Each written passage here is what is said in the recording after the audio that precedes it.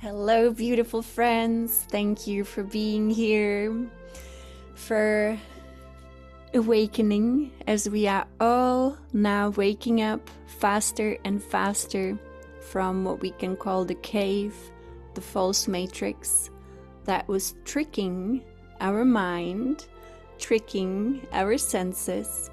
So it was a very big trick, and it was very elaborate. A very elaborate hoax in a way. And so as we are now in this new opportunity, it is important to know where the real power is. The real power can be now found more than ever in our true self, our divine self. And so today we will dedicate to moving into the divine self-consciousness. Now, I always say I can only speak from experience.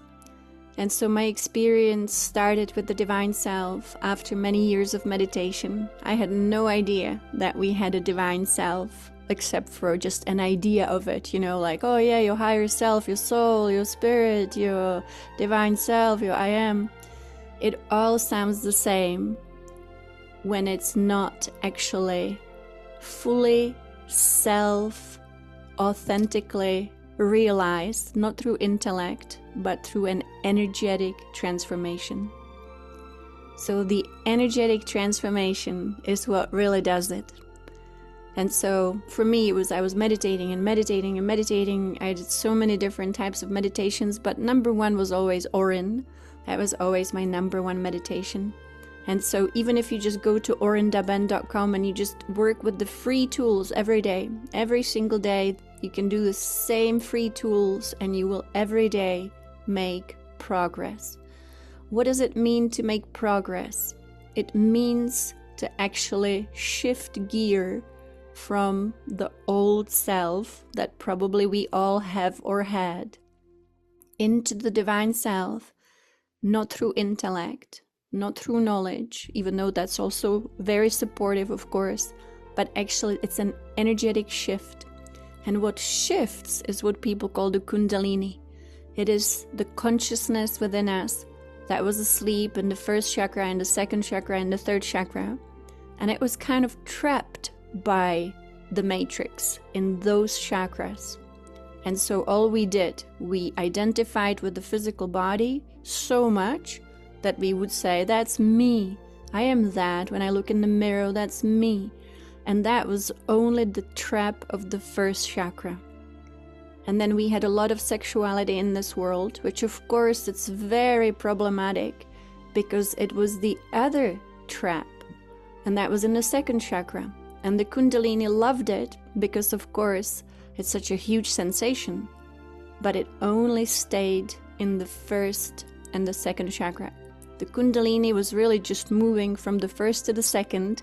So first, everybody identified with the body, and the second, a lot of people had a lot of sex.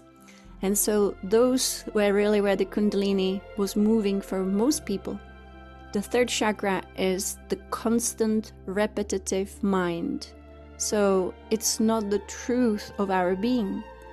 And so when we actually shift energy, we move the energy beyond, and of course we are transcending. That means no suppression and also not stuckness, no denial. It's a beautiful rising of the serpent power within us. And it rises if there is freedom within the person. If there is freedom from the self. So it's almost like we have to turn off the personality self. That's why meditation, of course, is the key, because we are turning off the habitual illusionary self that is far from real. It is the biggest illusion, is that the self is real. It's not.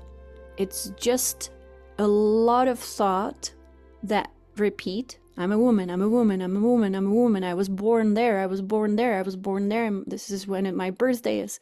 That all, it's just how the illusion wanted us to believe that that's who we are. And so a person who is able to empty themselves, even if it's for 5 minutes, that alone opens up the chimney. So the story of Santa is the story of the divine self, hidden in such a funny story that people actually believed, right? But actually it's the chimney in the spine. It's the chimney in our spinal column where we have Shushumna, the central channel. We have these important channels through which life force should be able to move from the top, the Santa coming down the chimney, the divine self coming down the chimney, coming down into the spine, moving up and down in freedom, not being stuck, not being dormant, not being coiled up, but actually fully awake.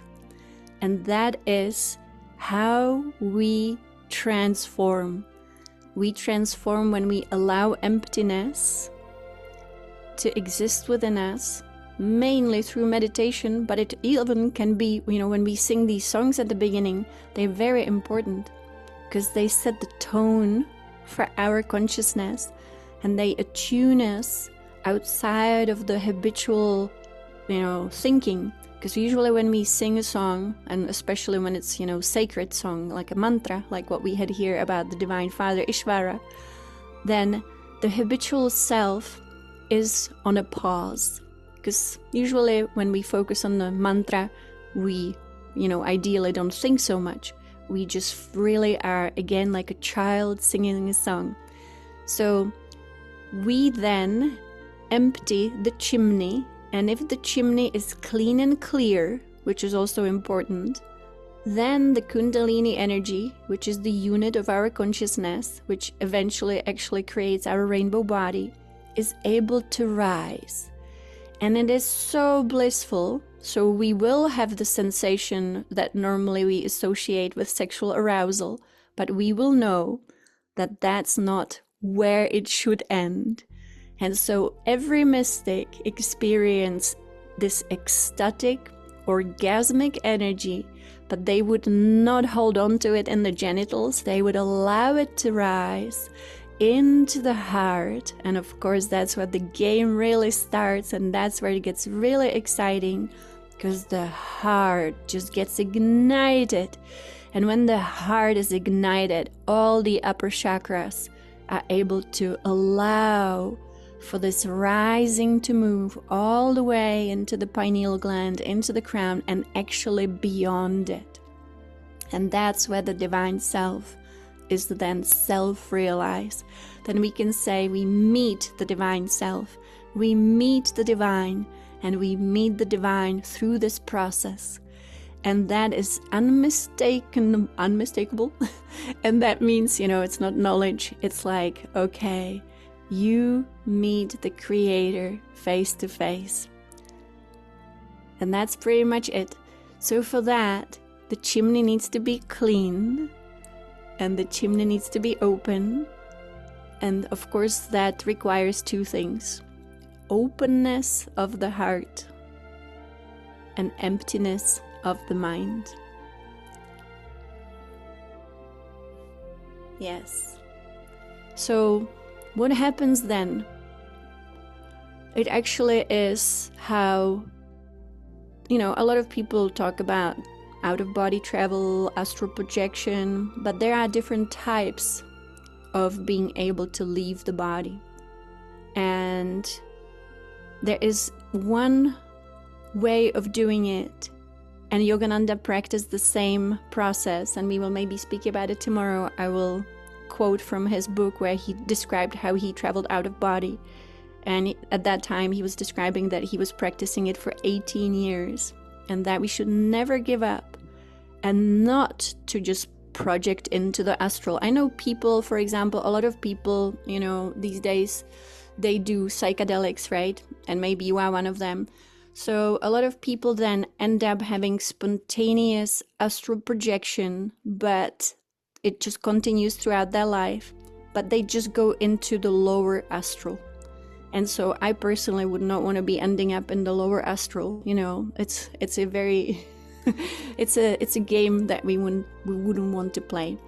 But if we do it through the yogic practice, we will not only be able to transcend lower astral, we will even transcend astral, and we'll be able to go into the causal plane and eventually into the absolute itself. So I have spoken with mystics who have done this, and I experienced it myself. And it's very, it's simple actually. And we will today speak about the simplicity of doing it and how to do it and how to actually meet your divine self. So for me, it was around the year 2010 that I actually met my divine self. And it's you meeting yourself, but actually it is an aspect of you that is not the person. So I usually don't look at the chat when I'm speaking, and then eventually I look at it. So it allows me to flow with the energy.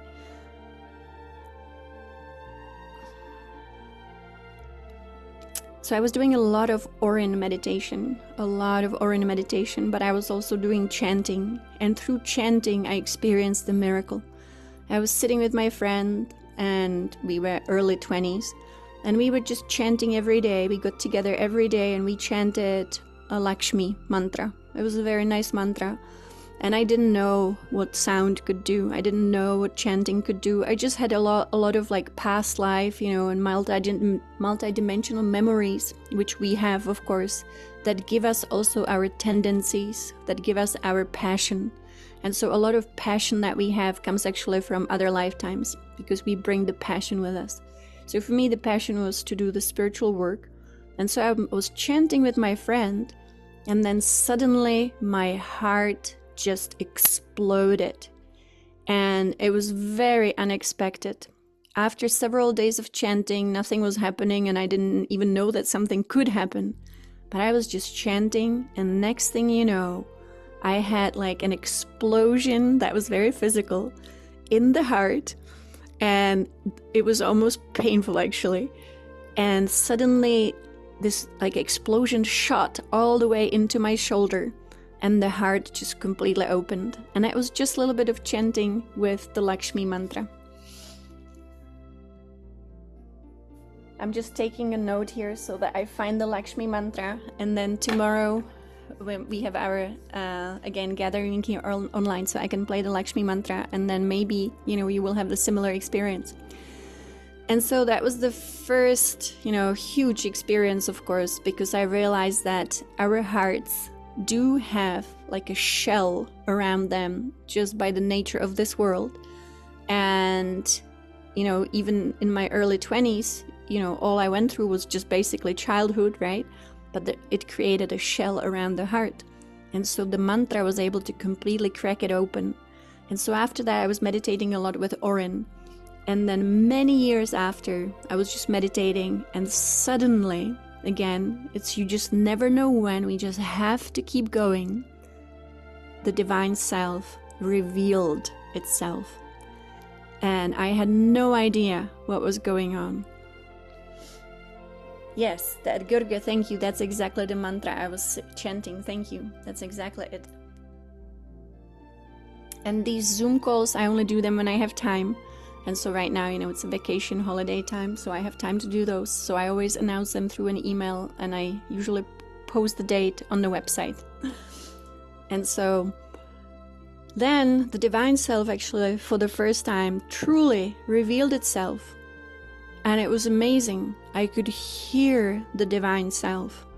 I could hear it, and it was speaking actually through the heart center, but it was not like your inner voice at all. It was a voice you could hear clairaudiently. It was not a mind voice. It was an audible, spiritual, so in your clairaudience, you kept hearing, and not just one word, but 3 days of non-stop communication. Any question I had, the divine self would answer. And I would even have to drive to work, and my commute was long. It was like 45 minutes driving to Encinitas. And the divine self was always available those 3 days non-stop. And so as I was driving, I was just asking a question, and the Divine Self would answer through the voice that sounded in the ethers, but I could tell it's coming from the heart. And I had one question for the Divine Self, like that was really important to me. How can one maintain this connection?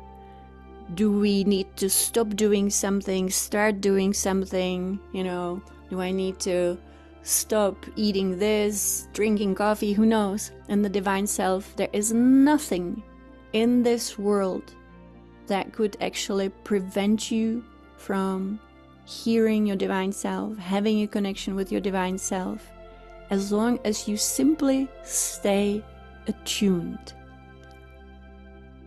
And there is nothing that actually can disconnect us from the Divine Self, except for when we out of attunement, out of alignment, just internally. So it's like there is a phone number, and if you just dial it, the Divine Self answers. And so it was about love, that the language of the Divine Self, I find that the Divine Self speaks 2 languages. One is the language of love, and the other one is the language of the light of consciousness. And so every day it's very simple to just constantly be saying, okay, love, light, am I in it?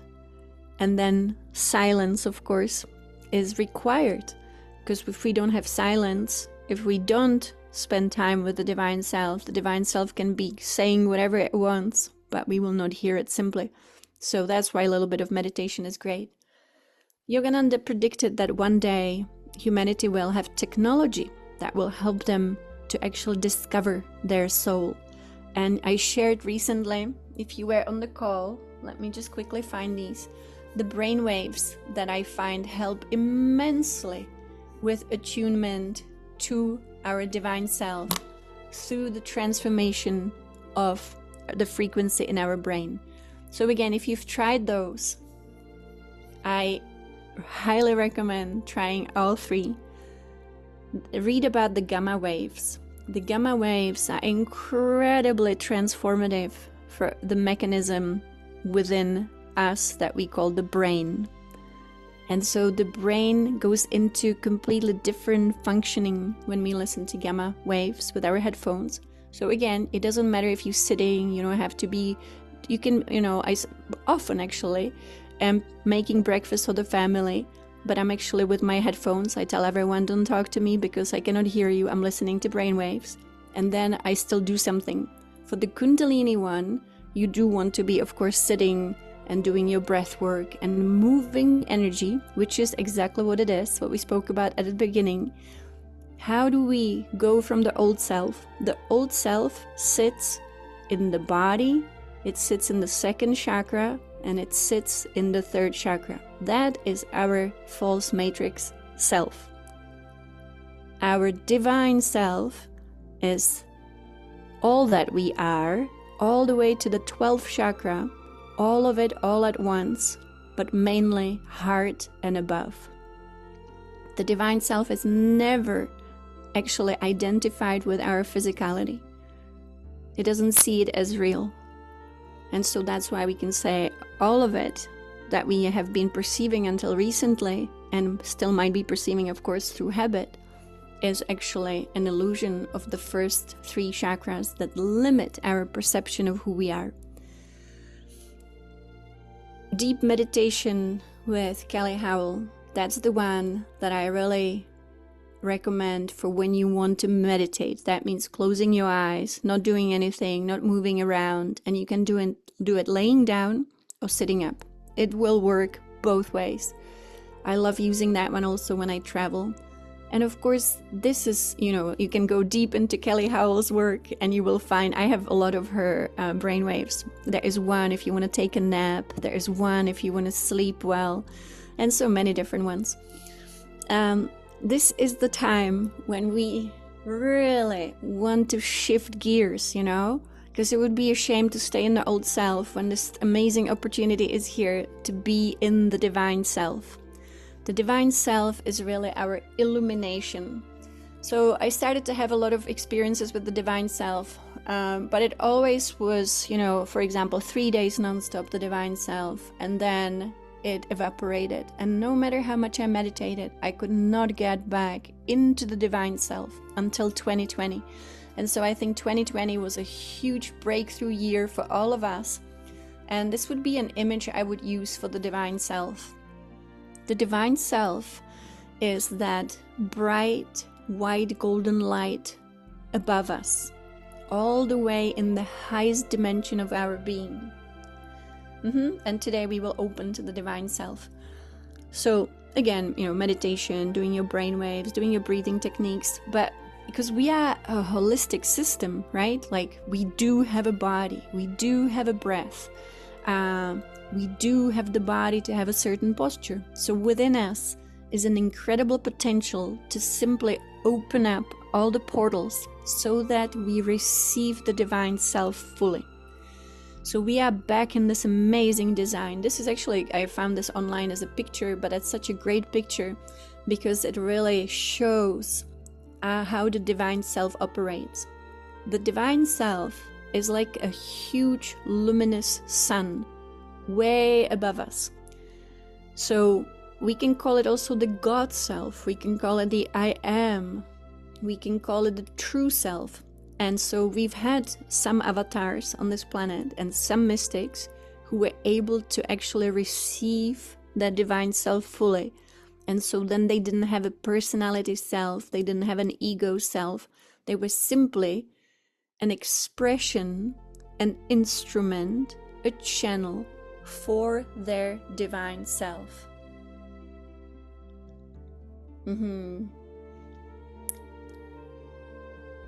So this is the lifetime where every single one of us here on this call will experience the divine self because of our desire. And so this is the one and only reasonable desire to have in this world. As you know, desire became very problematic too, because it was the trap. It was the design of the matrix to give us the sense of imperfection and seeking perfection. But no perfection could be found within a false world, even though it seemed like it. Like I said, it was a profound trap. If it was not profound, it wouldn't have worked so well. It worked so well. And so many beings who came from the divine reality into this reality, they forgot who they are. But the ones who kept looking and looking and looking eventually had to find. And so this is, is the story of this world. But the thing is that if we are able to attune to this central channel, the pillar of light, where the divine self is constantly now shining its light in this alignment. The fall from grace actually meant that the alignment broke down. The divine self never went anywhere. There is no time and space at the level of the divine self. It's eternal. And so the divine self didn't go anywhere.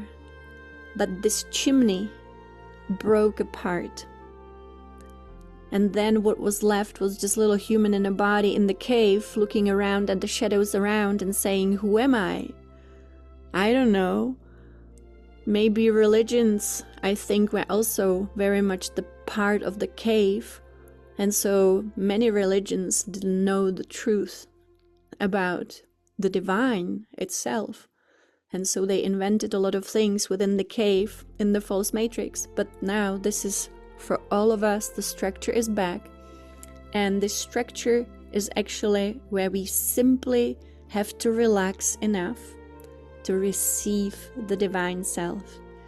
So one day Divine Mother just gave me such a simple process. She says, learn to relax physically, emotionally, mentally. She said, relax, let go, trust, and surrender.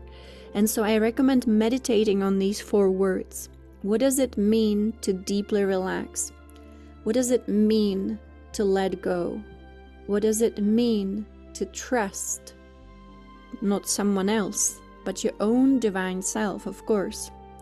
And part of your divine self, of course, is Divine Mother, Divine Father. They both to be found and met through the divine self. And so, of course, we are in physical bodies here. And when we think about relaxation, we often think like, I'm going to lay down, sit down, just going to relax. But there is something so profound in relaxation. I practice this every single day, and that is how much more can the muscles and the nervous system relax when you are actually doing it as a practice. So laying down on your back, aligning your spine, and then just observing first your physical body, because it starts with the physical body, of course. That's where we are most focused. And then this is a game. Scanning your body parts, maybe starting, left leg, left arm, right arm, your back, your shoulders, your stomach, your chest, your head, your neck, and feeling if there is any way, if you had a switch, and you can, for every body part, switch the level of your relaxation to the next level, the next depth, the next looseness. And who learns to do this will have great success with also being able to move out of the physical into the non-physical. It is actually what is required. And so, you can practice. I practice in the middle of the night and early morning before getting up. How can we relax the physical body so much that if the physical body is like a tight glove, that the glove will actually loosen up and it will let go, and our etheric body will be able to experience freedom of movement into higher realms. So this is actually what I would say is the safe technique, and that everybody should learn how to have freedom from the physical reality so that we can move between worlds. And again, maybe that's not so interesting to some people because it seems like living the life here is so fascinating. But actually having freedom of movement, I believe, is our divine duty. Because as long as we are unable to fully self-realize the vastness of who we are, then we will probably keep identifying with the person in the body, and that is not our truth. So it's like living a lie, which it's been a very big lie in the false matrix. But this is the time when all of this should become so easy and so possible for all of us. So how do we truly meet the divine self face to face? It is relaxing, letting go, trusting and surrendering, but as our practice. That allows for our life force, which is our Shakti, our Kundalini, to be the dragon that can fly and not a sleeping serpent. So that's the difference. And so then she can rise, and that's actually what Sadhguru teaches in inner engineering. So if you are doing, so Lynn is here doing inner engineering will lead to that too. Kriya Yoga with Yogananda will lead to that too. Doing the little exercise with Kelly Howell will also lead to that too. And so the two major locks that keep us locked in the lower human self are if the heart is to some extent, blocked, if the heart is not fully in the energy of love, and then if the mind is the thinking mind. The thinking mind is the biggest trickster because, we got so used to it. But we just have to remember, like playing with friends when we were little. If you can remember when you were playing with friends when you were like 4 years old, 5 years old, there was no thinking mind. There was only constant inspiration, imagination, and expanded state of being. And so that's, be like children to enter the kingdom of heaven. Where is the queendom? Where is the kingdom? It is above the physical body in these non-physical realities of our own being. So when we find the luminosity of our true self, we can still be in this world, right? But we will no longer be able to see the world through the same eyes, because we will be forever changed. And so then we have seen the big picture of our being, and the more we practice, the more we can actually make it completely permanent. So, you could still be in this body, look exactly the same way you look like now, but if you have self-realized this energetically, if you actually are one with that at all times and it became your permanent structure, then you still will be a person in a body, and maybe nobody will be able to tell except for your consciousness will be working like this picture.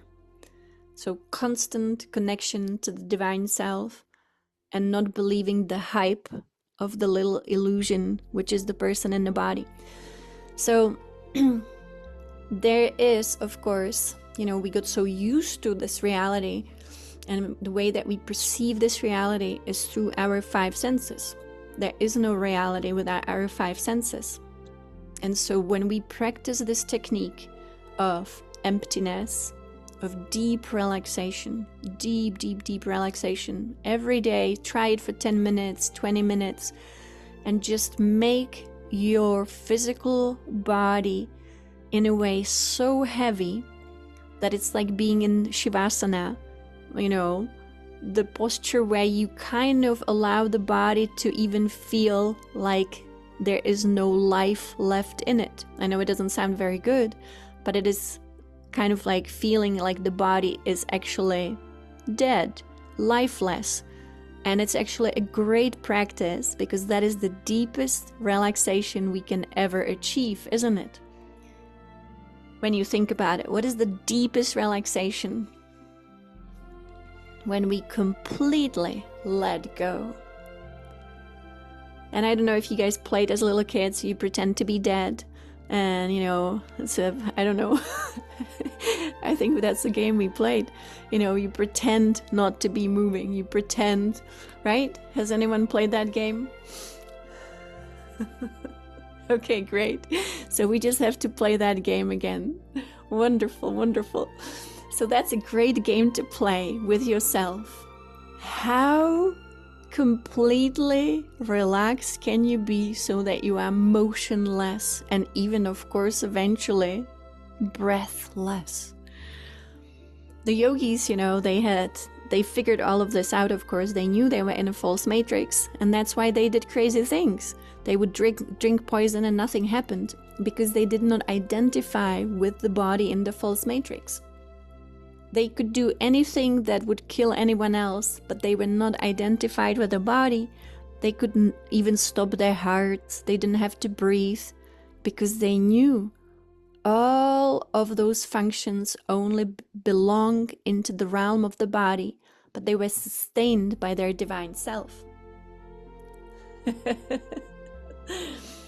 Yeah. I love it. You guys called it statues. I love it. So that's the level of motionlessness that is required actually for this to work really well and for this liberation to be complete.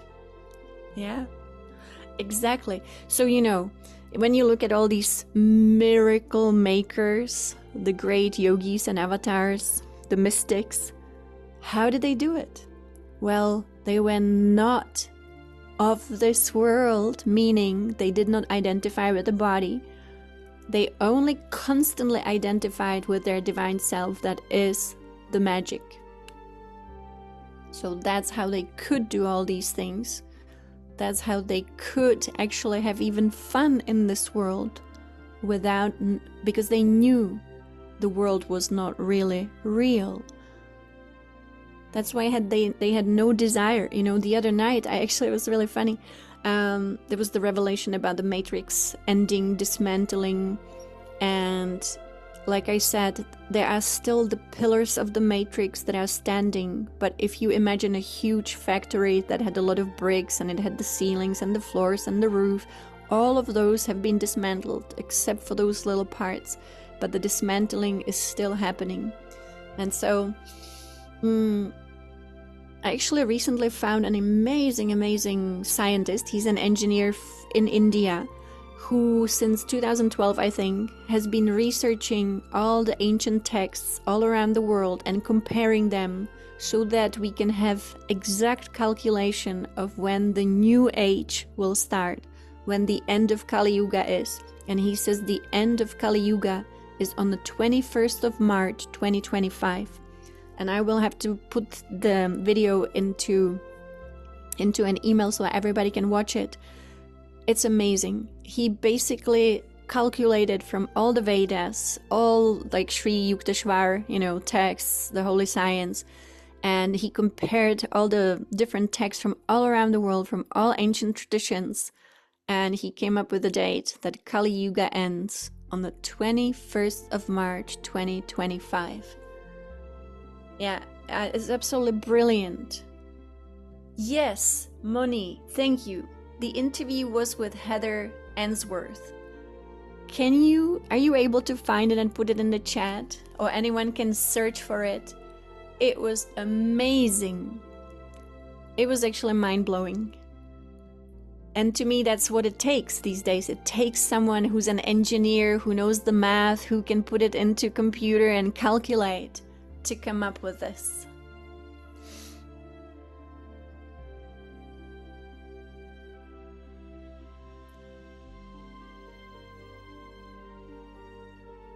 Yeah, he said that's the new beginning. So Gurga, I don't know, but definitely, I look forward to this March, which again is amazing equinox, and for the end of all that Kali Yuga was. One day, Divine Mother was explaining to me things that really were beyond what my brain could understand. But she was speaking about the design of our galaxy and how we are emerging from a galactic night, and that just like our physical bodies feel tired in the evening and fall asleep at night, that we too fell asleep because we were too far from the central sun, too far from the light of our galaxy. And so we fell asleep as a world, really. And I personally, actually, now we are waking up because we have more light and more light and more light. So actually our consciousness is waking up. Thank you. Spring equinox in the north. Okay. Fall equinox in the south. Beautiful. Brilliant, man. Brilliant interview. So we are, in the process of incredible awakening, of course. And what it really means, it's reconnecting with our divine self.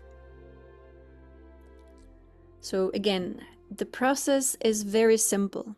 I'm gonna now describe it in the most simple way so that we can all practice it. This can be practiced sitting up, straight, or laying down on your back. I like practicing this laying down on my back. So I was practicing this again and again and again, and I was able to move beyond the physical into the many layers of the non-physical, and then even beyond that, and one day all the way into the absolute through this very simple technique. And of course, once you are in the absolute and you meet our divine parents, you just can never ever undo it. So we live in a world that obviously doesn't often put enough effort into truly seeking the divine within. This is the true meaning of the divine within. Yes, we are divine beings. Yes, we have a soul. Yes, at some level we are immortal. But If it is just a thought or just a belief, right, then it is not strong enough. It is not transformational enough. Transformation is actually a shift of energy, and it has to be a massive shift of energy. It's like when you're driving and you are in neutral and then you go into drive. Two very different speeds. And so being in the divine is the drive. And we want to be in that drive. That means unbelievable liberation. Imagine life after you fully are constantly connected to your divine self. And then you are just in the flow of the divine self. The divine self is a flow that takes you places. You become an instrument. You become joyful. You become all love. You become relaxed. You become free from whatever was bothering the person, because now the big picture lives within you, and actually, as you see here, also through you, but mainly above you, and is constantly received by the person. So all the mystics who, I always say mystics and yogis, but when they achieved this state, then they would say that they have no self.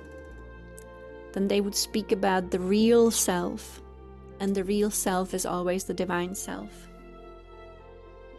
Thank you for posting the link to the interview. It's fabulous, it's brilliant.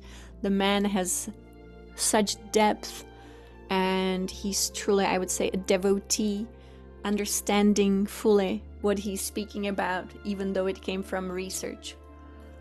It's beautiful, thank you. So let's go into the simple process of it. This is what it looks like, basically. Focus on the pillar of light. Don't worry about what's around it. We do have a big light body that is activated through the process, but let's focus on one thing. The pillar of light and the luminous sun at the top of it. Now, when we close our eyes, let's do it together. I'm gonna be doing it sitting upright because I'm sitting at the laptop, but if you wanna lay down, lay down. The key is to have a straight spine because it's your chimney. And the chimney, as you can imagine, if it's not straight, it's not easy to get through.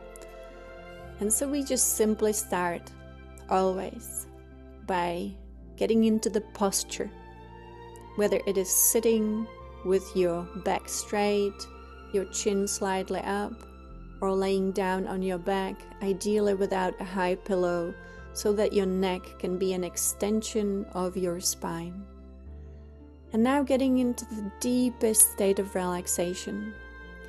So since, for example, I practice this every day, sometimes it takes me even 2 hours to achieve the level of relaxation that I'm looking for. So it takes a long time sometimes, but again, it depends on the person. But we're just gonna do a short version now. And so that is, let us, with our eyes closed, start gazing into the middle eye. And that actually requires lifting our eyeballs with the lids closed. So the eyelids are closed, but our eyeballs are lifted up. This creates a certain pressure on the middle eye for it to open. And as you know, of course, the middle eye we call the third eye. And so in the middle, we are gazing into that middle point. And that is a very important element of our practice. You actually would want to meditate like this, because the focus on the middle eye eventually fully opens that eye, and we gain access to seeing into higher realms and seeing energy. And then we use our breath while we hold focus on our straight spine, third eye, and we use our breath to be as slow and deep as possible.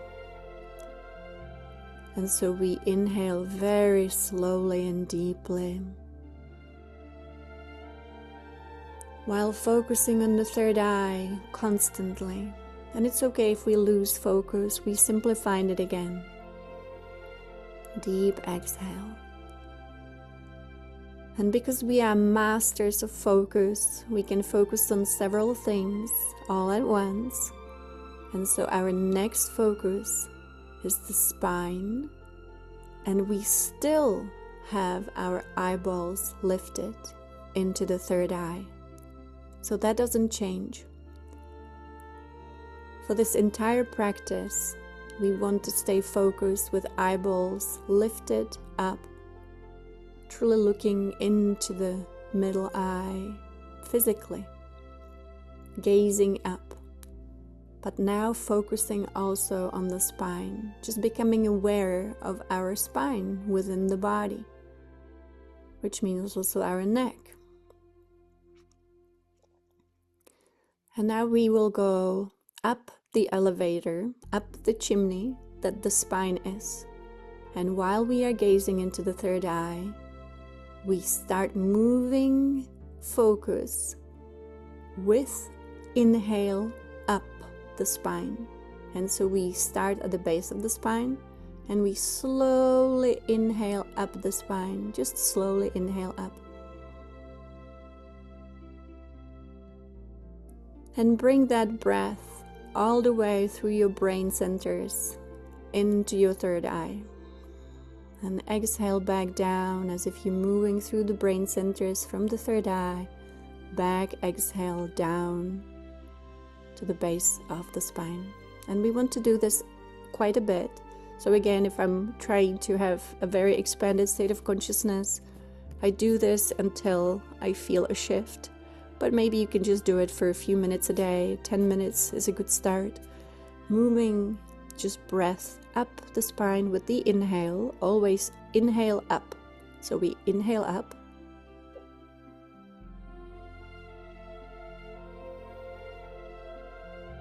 We touch the third eye and then we send the energy back to the base of the spine. And we can get so good at this. Can become our first nature to be able to breathe this way whenever we feel like expanding our consciousness naturally.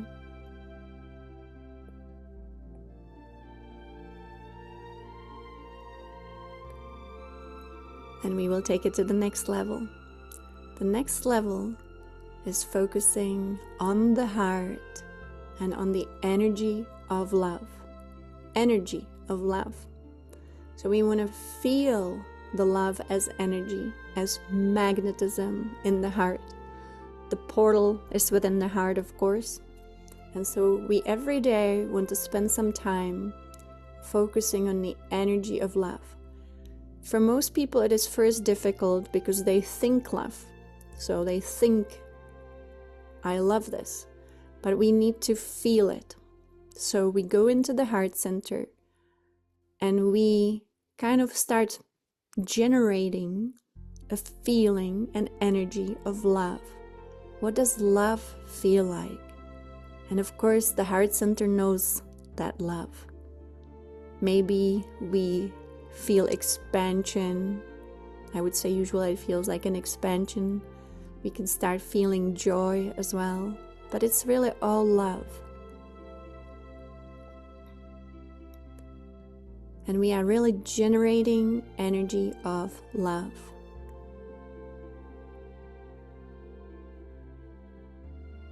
And you know that you're successful when you start smiling. Usually that's what happens. And so the portal is open. The heart is in love. And then our next technique that we combine with all of this is chanting Om internally in the third eye.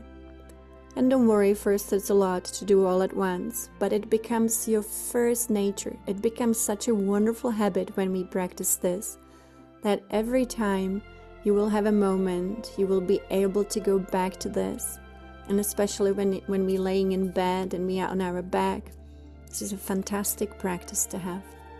And so now we don't have to focus on the heart. We already generated that love.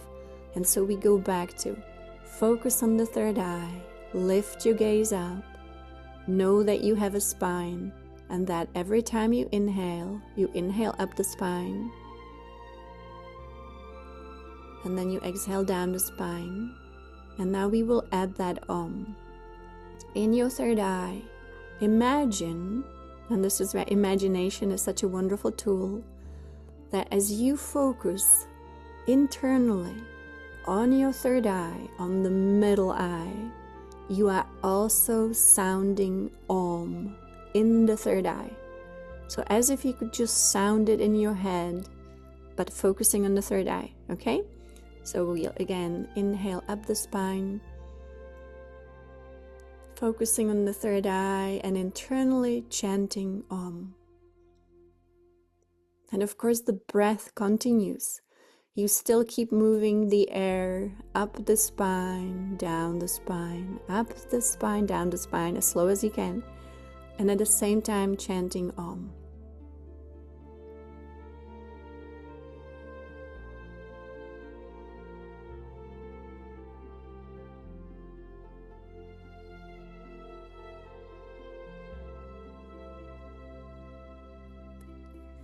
And this practice alone, if you do it every day or often, right? We don't want to put too much pressure on the old self. Often is a good idea. Every day is a great idea. This will lead to full embodiment of the divine self and its light. Something will shift. Something will open up. The Om, it doesn't matter if it lasts on the full breath or not. It's just you will find your own way. It doesn't matter how exactly the Om is done, as long as it is done in the third eye, which also, of course, leads to complete thoughtlessness. Eventually the thought dissolves. This practice alone, I will tell you my experience with this practice. I always say I accidentally discovered what it can do, but then everything made sense when I go back to like Yogananda's teachings that he gave, to this world, and then reading or listening mainly to his book, what he's actually describing. So I will find a recording of Yogananda describing out-of-body travel without giving it that name. And he doesn't say it at all. Because, he was talking to people in early 1900s, right? So it's like they probably were not interested in something so outlandish like out-of-body travel. But actually, when you're laying down in bed, for example, and for some people they like doing this when they are sitting upright too, of course, then they eventually have the experience of the third eye, the middle eye, completely opening, the crown opening, and then suddenly the etheric double, the etheric body that we have, is able to peel out of the tight glove of the physicality. And then the game is really on. And we then move through the shaft, which you see here, and we move all the way into our own divine self fully and completely, and we experience what we would call Godhead. And so that is the structure we all have within us, and now it's re-established, so it should be easy, not like it used to be so difficult, And so then, of course, we explore our own shaft of light, and we go through it higher and higher and higher. And if we hold on to the sound of Om, the sound of Om is like a rocket, and it shoots us up. And we have these incredible then, experiences with our own divinity, which of course connects us then fully and completely to also what we would call divine Father, divine Mother. And all it takes is this simple technique. Now, I love the simplicity of it and the effectiveness of it. Yes, magic. And question, does the breath ever go through the heart to the third eye? The way that I breathe, I always do my inhale starting at the base of the spine, and of course your chakras, all of them in the body, are attached to your nervous system, to your spinal cord, to your subtle body. And so you could say the breath does move, of course, through the heart chakra, and it goes up into the third eye. Chanting Om, focusing on the spine. Do you guys find it easy? Like, it's simple, right? And once we just practice a little bit, wonderful, just a little bit of practice will deliver huge results, huge results. You know, I was listening to Matthias De Stefano yesterday. He did an interview with someone, and it just came up on my YouTube, and I like to listen to YouTube when I'm doing work around the house. And he was saying soon there will be no one who will believe in God, and that religions will be replaced, and, you know, we will just have technology. And I thought, how important is it that we actually do have self-realization, so that we don't end up in a world where people just say God doesn't exist. Of course, believing in God is weak. There is no strength in it usually.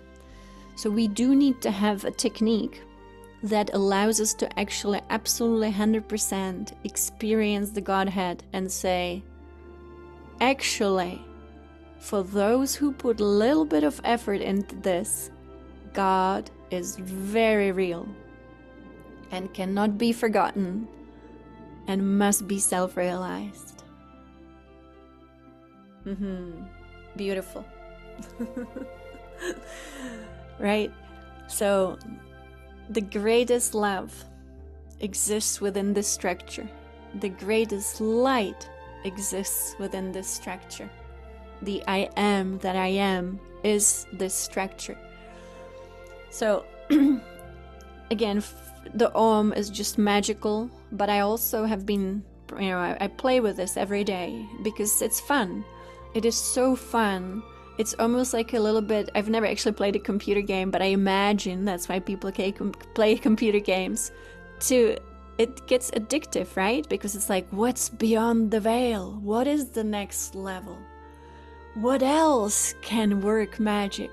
And so I've been playing with this a lot. And I tried different things that I chant into my third eye, but I finally landed at only 2. Number 1, Om, but also I am, chanted into the third eye, does the same thing.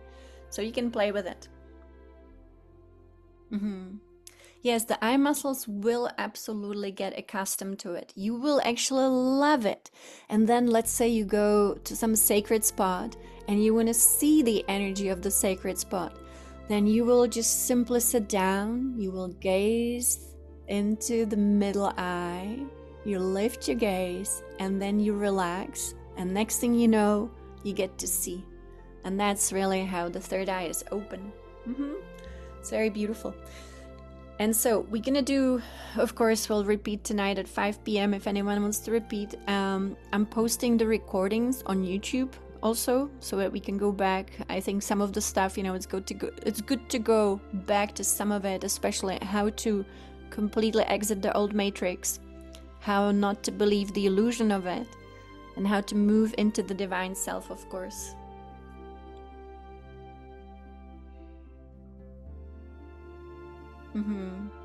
So, even when Yogananda was giving all his teachings, the recording with Alex is also on our YouTube. Yes, everything will be posted. I'm working through it.